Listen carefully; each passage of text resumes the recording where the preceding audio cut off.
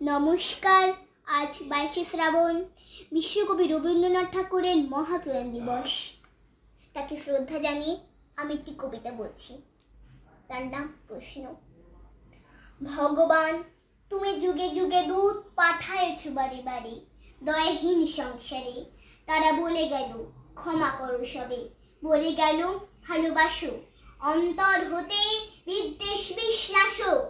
বরণীয় তারা, স্মরণীয় তারা, তবুও বাহির দ্বারে আজি দুর্দিনে ফিরানু তাদের ব্যর্থ নমস্কারে। আমি যে দেখিনু গোপন হিংসা কপট রাত্রি ছায়ে, হেনেছি নিঃসহায়। আমি যে দেখিনু তরুণ বালক উন্মাদ হয়ে ছোটে, কি যন্ত্রণায় মরেছি পাথর নিষ্ফল মাথা কোটে।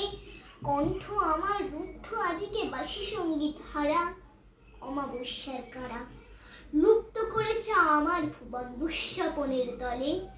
তাই তো তোমার সুধাই অশ্রু জলে, যাহারও তোমার বিষাইছে বায়ু নিভাইছে তবু আলো।